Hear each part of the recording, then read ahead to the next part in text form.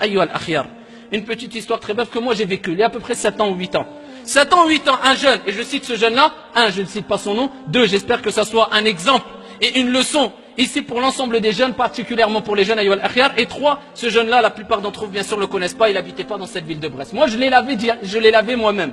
J'ai lavé ce jeune, ayyuha al-ahbab, fawarabbil Ka'ba, par le Seigneur de la Ka'ba, j'étais en train de parler de lui, sur la religion, et je vois son visage maintenant en face de moi, fawarabbil Ka'ba, comme si je l'avais vu encore hier. Je lui parlais de la religion. Je lui dis, viens, avec hikmah, avec maw'idati hasan. Et j'étais avec un frère. Et on lui parlait, reviens, ya akhi al-habib, la mosquée, etc., etc. Ad-da'watu ila Allah azza wa jalla, ce qui est obligatoire à tous et à toutes. Reviens à la mosquée. Qu'est-ce qu'il disait, comme tous les jeunes disent? Inch'Allah, j'ai encore le temps. Walakin ya akhi, je suis dans une hal, Allah al-musta'an, je suis avec une fille, et je suis dans le haram, mais je vais revenir, etc. Après, mais reviens, ya akhi al-habib. Wallah, un jour, si mes souvenirs sont bons, ou maximum 2 jours après, on nous a appelé, il faut venir laver le jeune. C'était qui? Quand tu rentres dans la pièce, tu vois le jeune avec qui tu parlais il y a 2 jours qui te disait, mais je vais. Comme la plupart des jeunes disent maintenant, je vais. Il a oublié le jeune qu'à partir du moment où tu es belle et que tu as atteint la puberté et tu meurs, tu rendras des comptes comme une personne qui a 50 ou 60 ou 80 ans ou 90 ans ou continue si tu veux, ya Abdallah.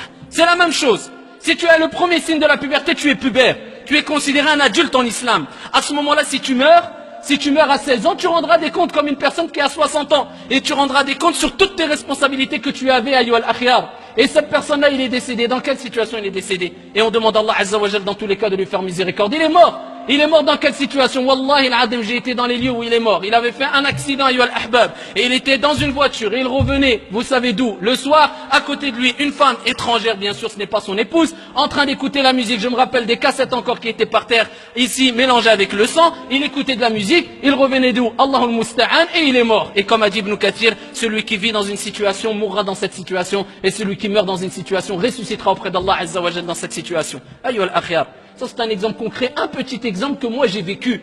Ayyuha al-ahbab. Que dire de nombreux jeunes, ayyuha al-ahbab, je ne dis pas que dans la France, dans le monde, qui ont vécu ces situations malheureusement. Ils sont morts dans des situations catastrophiques.